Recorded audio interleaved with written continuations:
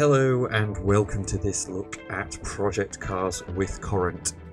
It's a game I've gotten recently. I've been absolutely loving it. Loved it so much I got a Logitech G27 steering wheel for it with the gear stick and the pedals and everything, and I've been using my Oculus Rift for it, and all that combined makes this one of the most amazing games I've ever played.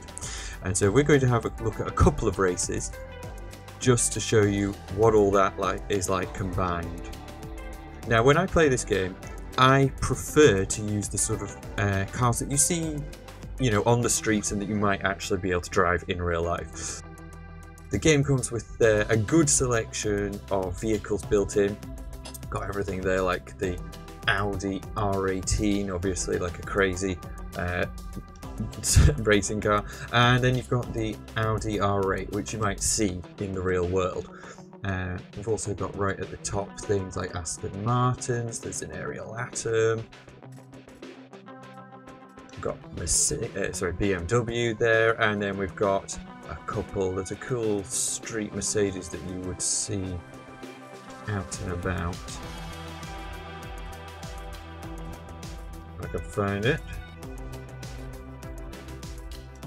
There, the kind of like, it's a Mercedes A45.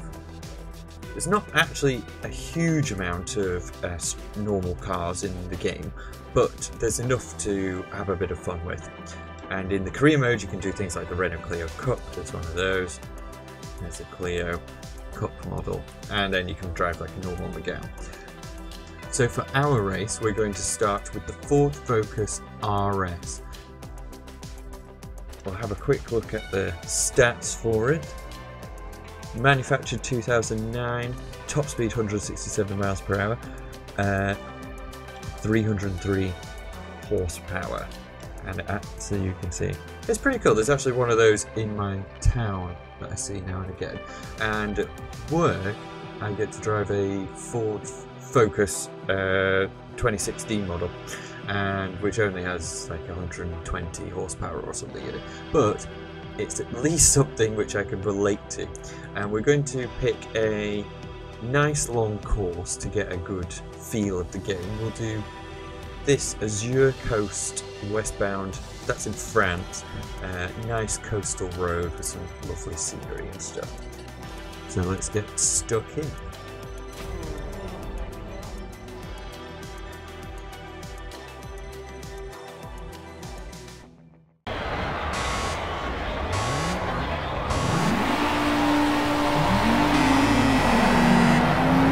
We're away. For some reason it always puts me into like 4th gear when I start, so I have to remember to change down and not go off the line, otherwise it invalidates my time.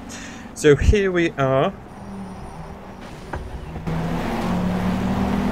on the Azure Coast Highway. Looks absolutely amazing, as you can see down there. And remember, as I'm doing this is all in VR, using an Oculus Rift and a Logitech G27 steering wheel, which I just got recently, just so I'd be able to do all this in VR. And it looks absolutely incredible. It's the best sort of racing experience you can get outside of actually being in a car racing. I've turned off all the guidelines to try and make it as realistic as possible. I'm just going to have to try and remember not to get too speed happy into all the corners. Now, whilst I'm trying to commentate for you and do this, it actually is more complicated than you might imagine, and so hopefully I'll remember to get my gears and you won't just hear it over revving all the time. Take them on the inside there. On the outside, rather.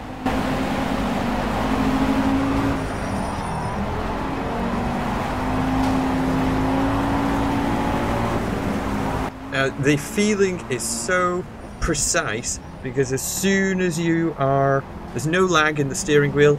Oh, that's pretty. I'm sure that was an illegal maneuver what I did, pitting him, but oh well.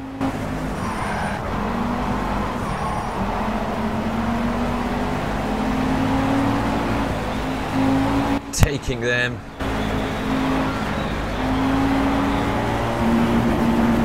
And it's just amazing that whatever you're seeing on the YouTube video is exactly what I'm seeing in quality inside the Oculus Rift headset, because for some reason my recording software doesn't record the screen output on my computer. It records the output going to the Oculus Rift and that resolution. So whatever you're seeing on the YouTube video is exactly what I'm seeing in the game. Change down. And it's just amazing to be, this is the closest experience you can get without getting a racing license and being a millionaire. Now, if you wanted to get this sort of setup, then an Oculus Rift DK2, which is what I'm using, in the UK will cost you about £150, which is an absolute bargain compared to the price... Accident. The price of a HTC Vive or the brand new Oculus Rift. And I'm also using a Logitech G27 steering wheel, which is brilliant because it's really, when I crash, it's fighting back at me, and if I go off road or something or do something stupid, it punishes me and lets me know.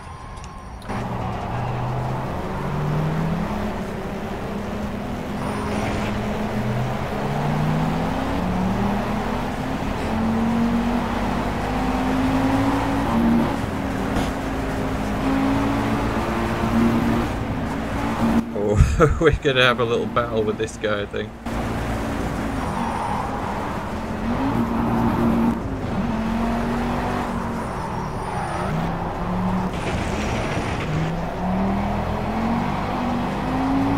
Did a little bit of track cutting there. It doesn't seem to have punished me for it.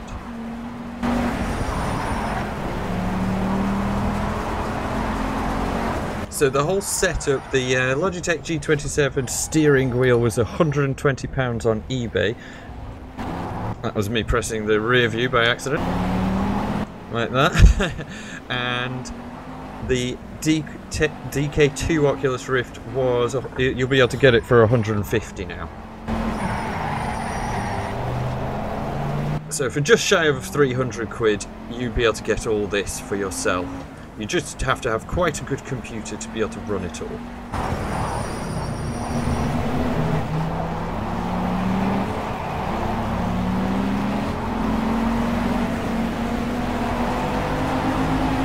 Taking a look at the palm trees and the sea. It's summer here in Britain, and it feels great outside. The weather's fantastic, so the scenery works with the weather here at the moment.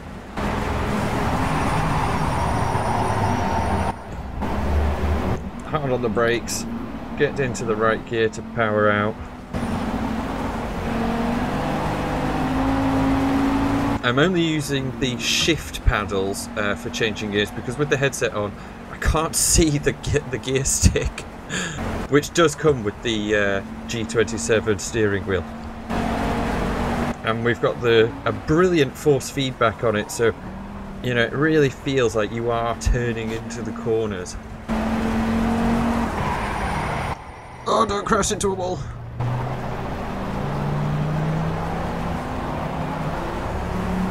Now, when I played this for the first time, I was blown away, and every single time I get into the game, I'm still really impressed.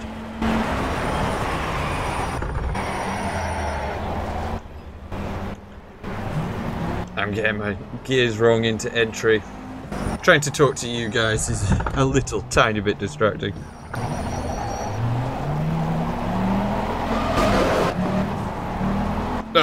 Oh well. Little bit smoother then.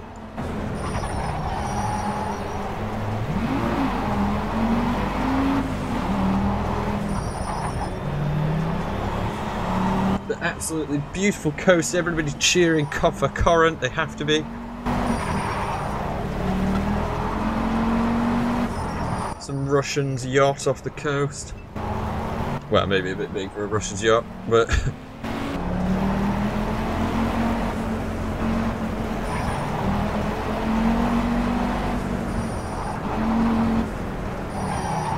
going to take this guy. Here, bye-bye!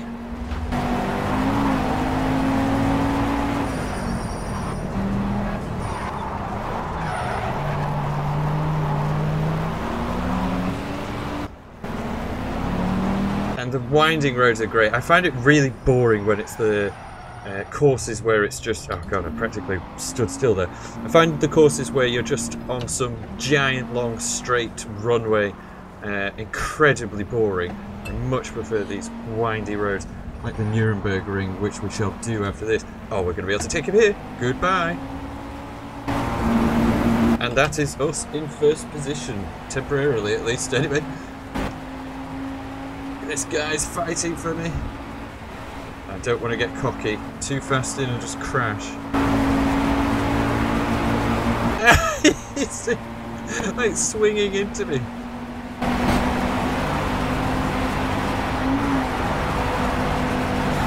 Oh, that was so nearly a total wipeout.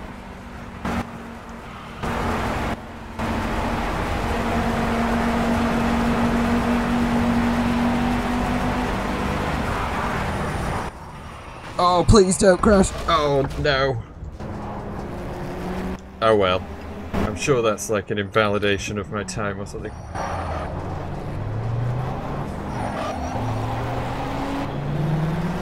I've got him here at least.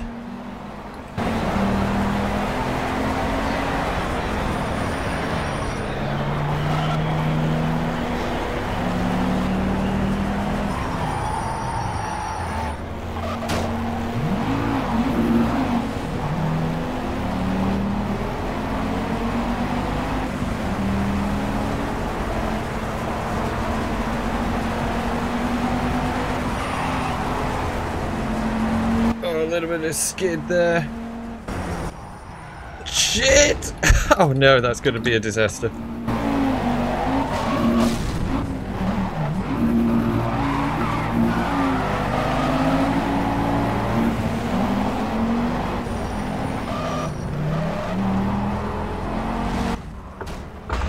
I don't know where I'm going at the end there.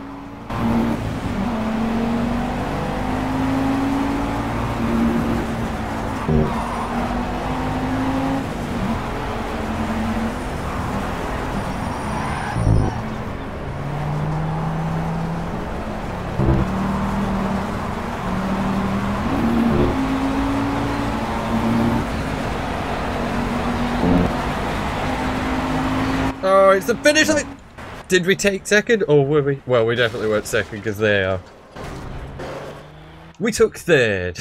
We crashed all over the place, but we did take third. That's not too terrible. And you can't see this right now because it'll just show the results screen for you. But the other cars are just crashing into each other all over the place.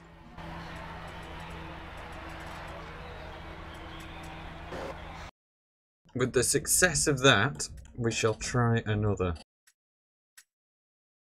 Now, for our next car, we'll go for...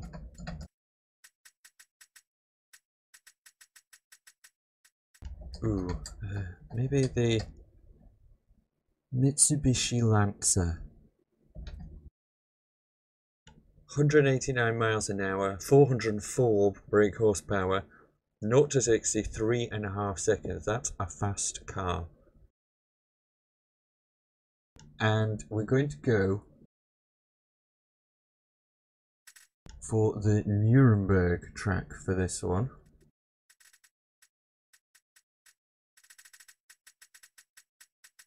The game always conflicts, you know, when I'm selecting stuff, the game's half trying to follow where I'm looking with my headset and half trying to follow my directions with the D-pad. In fact, we're going to do the California Highway because that's a cool one. We'll do the full-length California Highway.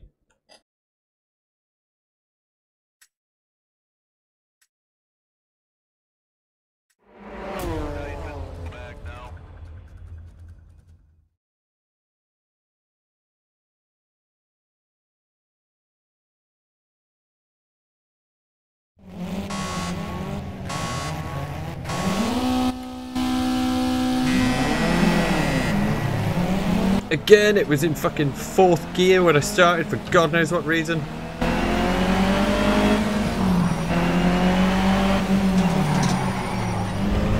The fantastic thing about the headset as well is you can look into the corners. It's exactly, you know, like you're driving. You're not just sat there straight ahead, because when you're driving, you don't just look straight ahead. You look into where you're going. Ah!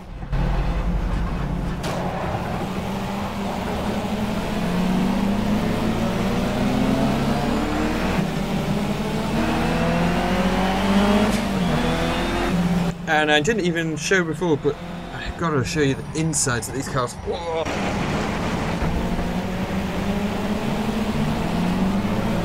God, I gotta get the gearing right. Low gear entry. So I can do the corner, then speed out.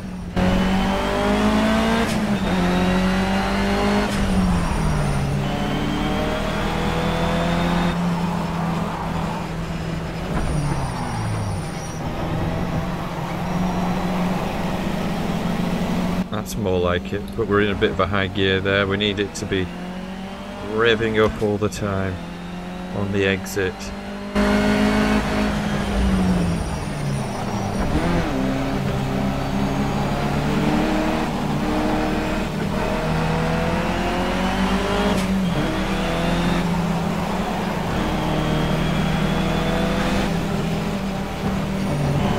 A little sneaky overtake there. That was more of a straight than a corner.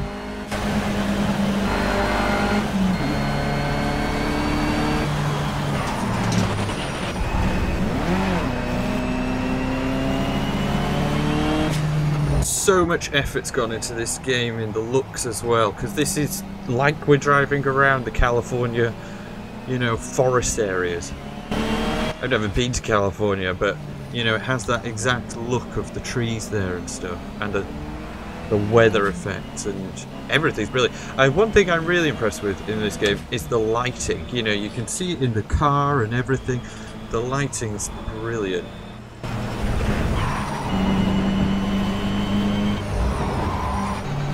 And remember, all this is being done on an Oculus Rift headset with a real steering wheel and pedals, manual gear changes as well. As you'll tell from the terrible gear changes. In way too high a gear all the way through there, but we're handling it.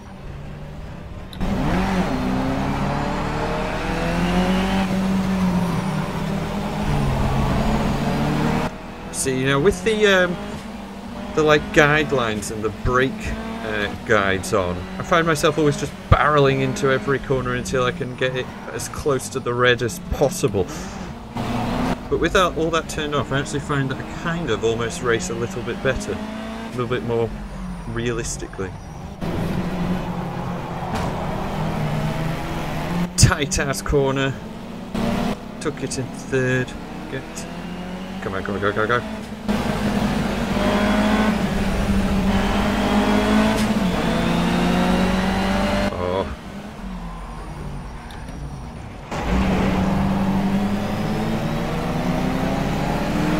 I'm going to try to take the inside.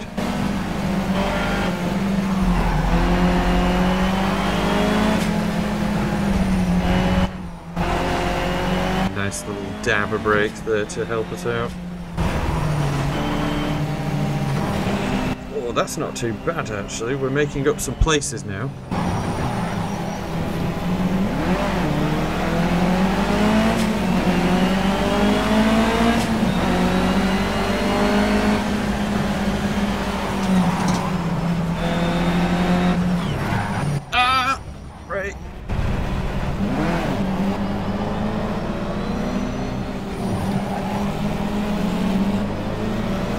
I love the force feedback from steering wheel. Shit, we've like basically stopped.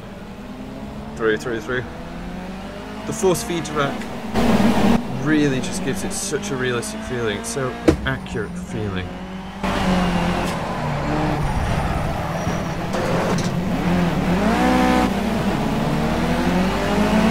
All these winding roads.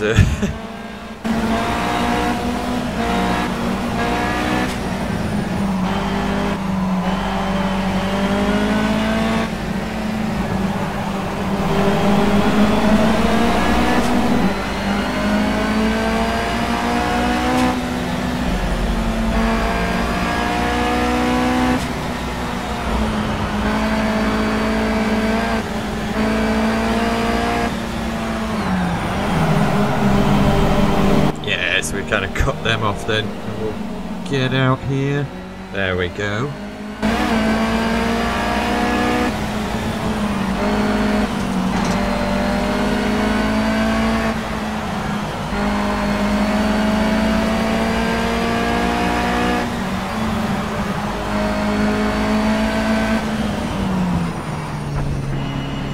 Slow into that. That looked like a harsh corner.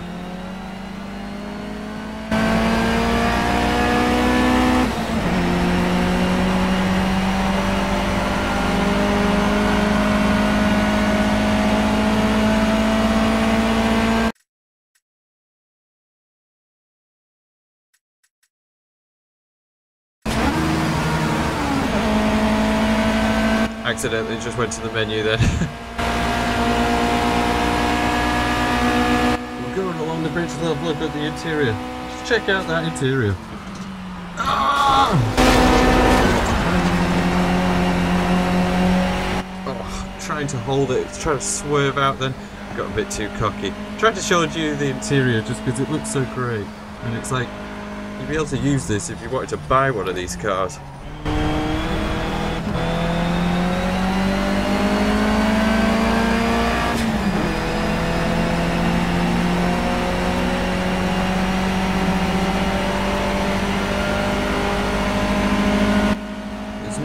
Somebody's behind us quite far away, and the person in front is quite far away, so we've kind of got a lot to make up. Maximum gear, we've not got 6 gears in this thing. Down into 3rd.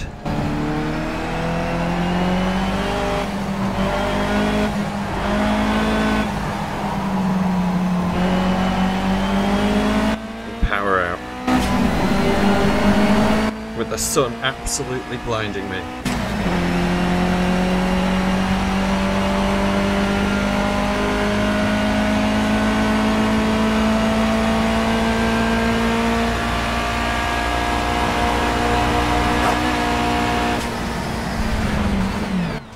Don't want to totally lose it on the hill. The steering wheel is fighting me. The wheel's trying to lose control.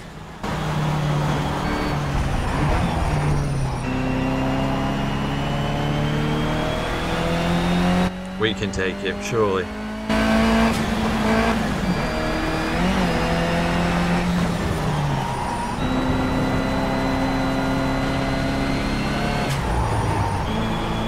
Oh, almost lost it then.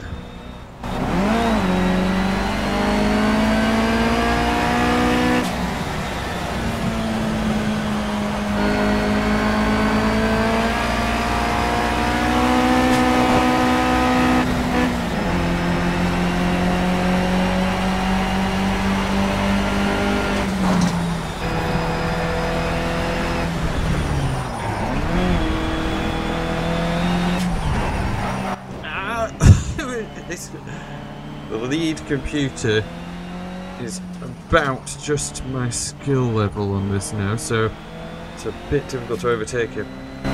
Have a look at the beautiful sea, the trees, the scenery and everything, lots of nice houses. I've got an itchy nose.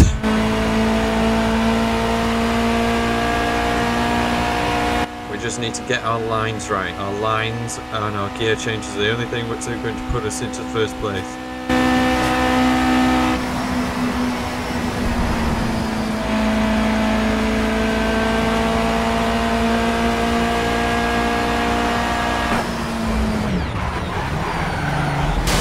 Oh my god, we lost it somehow then. I think we got too much air and came down badly.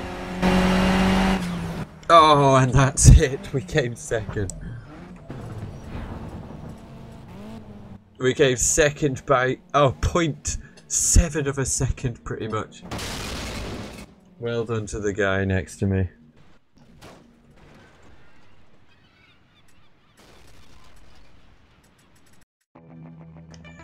Now, one of the most amazing things about this game is purely the interiors of the car are so detailed it's ridiculous. So what we're going to do is just have a quick look at the interiors of a few, just to give you an idea, and we'll kick off with this Mercedes-Benz 300 SEL. There you see it, manufactured 1971 in Germany, 178 miles an hour, top speed 421 brake horsepower, 0 to 60 5.5 seconds. And it's a giant big saloon converted into a touring car, but we'll have a look what it looks like in the inside. And so here we are inside this big old Mercedes. We're not going to be participating in the race, so we'll just watch everybody go past us. Green. And that looks such good quality. Goodbye. We've got the giant long swooping bonnet with the Mercedes hood ornament, which I love. I wish cars had hood ornaments still these days. And we've got the wood trim on the inside. I thought this would look more like a kind of rally car on the inside, but it's just like the normal saloon car, but with the roll bar put in. And it's even got the big space in the back for, you know, your rear seats and stuff. This is the full-size interior. And it looks, you know, I can feel like if I was outstretching my arm over there, that I wouldn't be able to touch the other side. Because this is a nice big luxury saloon.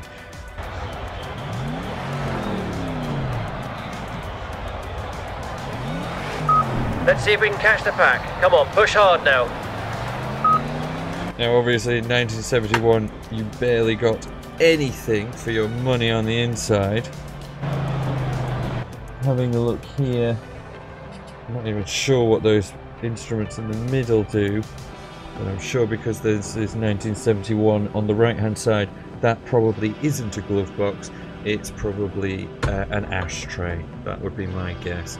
And a clock down there in a really quite annoying place because you have to be turning to be able to read the time.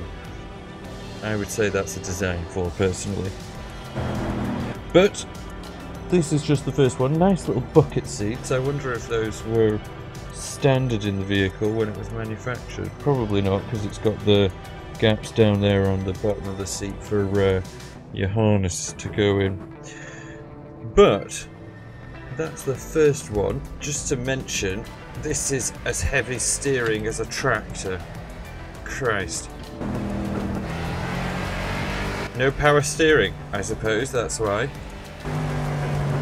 So I don't think I'm going to bother doing any exercise this week. I'm just going to do this car on this game. Right, on to the next one.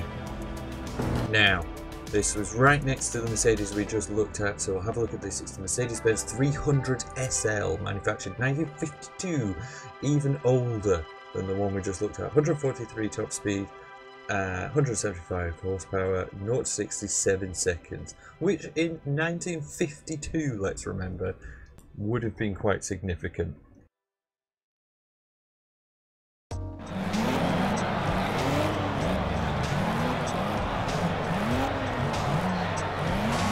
Again, we're just going to let everybody go by us, but we'll get a good look as they do. Now that's a beautiful looking car.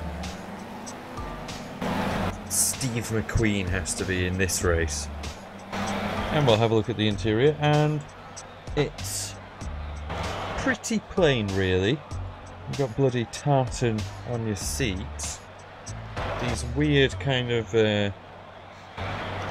like shelving that they've got inside it, but with handles on. Now I'm wondering, is that where my wheels are? Literally either side of me or something? Either side of the seat? Looks like it might be, because that looks, what I'm looking at directly, like a connection into the wheels. Now then, what have we got here? We've got our, obviously this is manual only,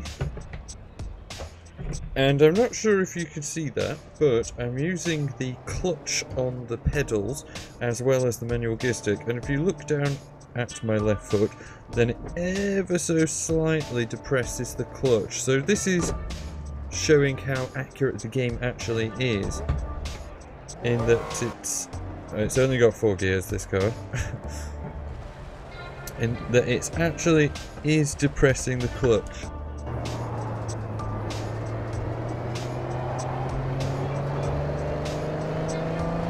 Big boat-like steering wheel. Christ, I'd be bashing my knees if it was any... I wouldn't be able to fit in the car if it was any bigger. I like that kind of the rear view mirror just sat down there.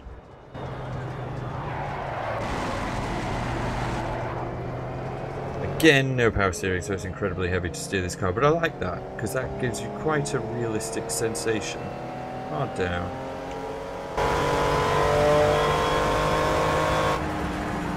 And you just got your rev counter and your speedo there.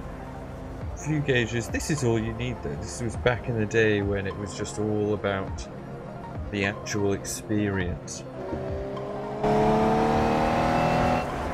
Just you and the machine, no computers or electronic assists.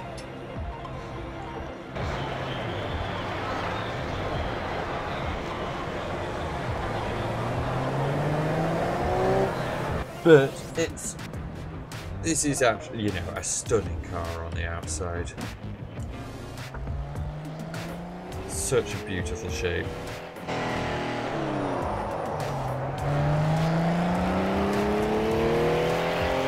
And we'll have a look at another one. Now, to round off our look at Mercedes, this bit, we're going to look at this SLS AMG from 2011. 212 miles an hour top speed, 574 brake horsepower, 0 to 60, 3.5 seconds. This is kind of like the Mercedes we just had a look at, but, you know, for the modern age. Really gorgeous shape. That's like a kind of SLK on steroids. Let's have a look at the interior. Now this is the first time I'll have ever looked at the race start from the outside of the car, so I'll just show you that. And they're away. Just give you a little look around as well. You can see on my Oculus Rift headset there's the light reflections as I'm kind of staring into the sun there. There appears to be a circus over there. And we've got just the general spectators. Let's have a look inside the car. And here we are in the office. And it is, first impression, it is just huge inside of here. This must be an incredibly wide car because it feels just like a yawning chasm over to the other side. You kind of see what I think is a big speaker in the footwell of the passenger side. We've got kind of your absolutely standard Mercedes steering wheel. And then in the middle is really where all the focal points draw you to it. You've got this gorgeous, sumptuous leather center column, which looks like I could just rub it. This kind of carbon fiber behind it. Oh, the cars are coming by again. Your standard sort of digital display in the center there. And all these buttons, I can see a telephone symbol, so that little dial in the middle, I can answer the telephone from there. You've got your air conditioning, you can answer your telephone on the green and red, we can see there. It's all just nice, and I don't know why Mercedes always do this.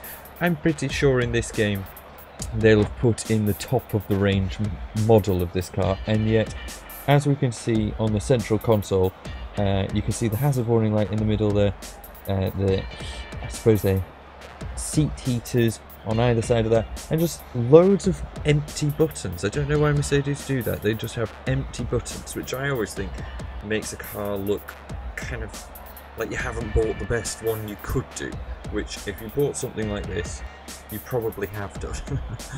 You're not going to be skimping on the extras.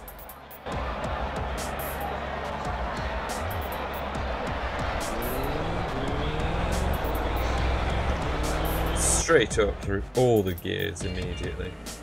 Obviously there's some cars which we aren't probably going to drive. So let's have a look at this one, which is the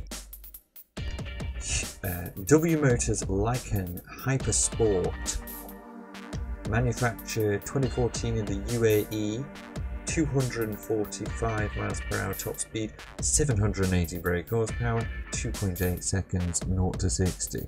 Looks a bit Lamborghini-ish from the side just here. All very jagged, very cool, made for only, obviously, some incredibly wealthy people. But let's have a look at the car on the inside. Okay, mate, let's focus on the lights and try and make up some places here. Oh my God, I have to actually hunker down in my seat to even sit normally in this thing. Green, green, green. Watch them go by. Amazing.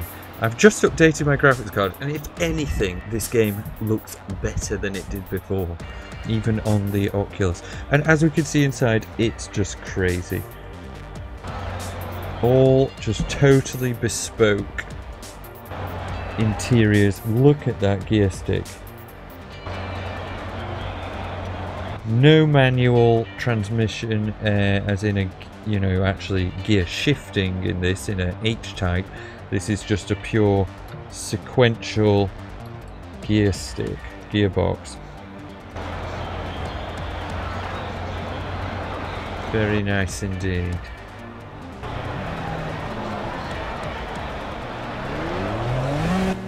And that's one thing I noticed before, which I thought was quite cool, that when you're hitting the rev limiter, your rev counter is actually these kind of bars, and they go red when you're on the rev limiter.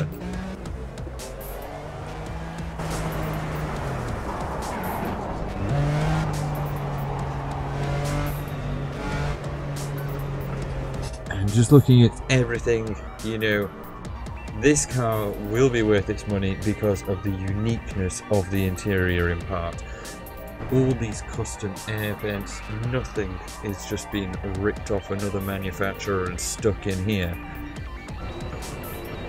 Oh, that lovely kind of blue, neon blue we kind of saw on the inside there. I'm just going a bit off-road there. This crazy kind of giant metal central column, and then you can see most of our controls are purely controlled through this digital display in the middle here. Lovely big steering wheel, really nice. You would be quite happy with this vehicle. Oh my God, and it even has a traction wing that raises itself at the back like in a Bugatti Veyron.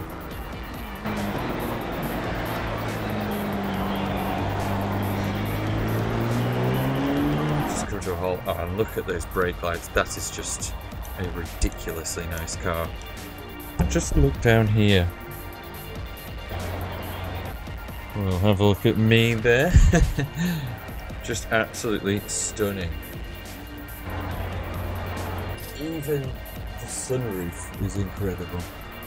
I don't know how you're meant to see behind you particularly in this thing. I suppose you just have to rely on your wing mirrors. Beautiful. Let's have a look at another one. Now, from the most expensive to one of the least expensive in the game. Let's have a look at the Renault Megane RS 265 2011 model. Top speed 162 miles an hour, 267 brake horsepower, quite a lot in Megane. 6.9 seconds 0 to 60. And you can see there, that's just the kind of car that you'd see, you know, out and about. We'll let everybody go past us. Back into our normal position. Green, green, green. The game thinks I'm a total idiot because I've just been sat letting everybody go past me. They had to go on the grass to get past me. But well, let's have a look. And this is probably a common sight to a few of you watching. I'm sure that some people even have one of these Meganes or know somebody who has one of these, or a Renault in general. Once you're inside one of these kind of ranges of European car, you've been in one, you've been in them all pretty much.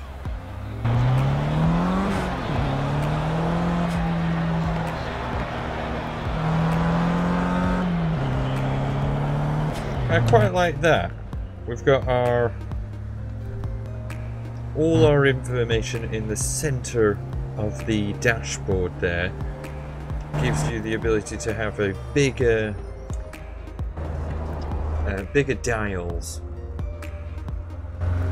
in front of you. But apart from that, everything's, you know, pretty standard really. Really nice seats though, I've got to say.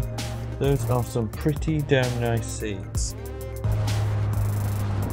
Obviously this is like the Rally Sport model or something. But pretty nice. And if you'd like the chance to win a copy of Project Cars, just enter the gleam.io competition link in the description. The winner will be announced in 1 week, with another copy following in episode 2 to give away.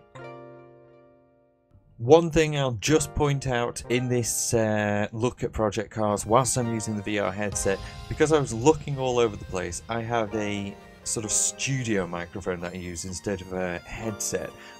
So it sounds like I'm away from the microphone and the quality goes up and down for the audio in this, but I'm going to get a headset for the next time. Thanks for watching, and join me for episode 2 of Project Cars with Corrant next week, where we tackle the Nuremberg ring.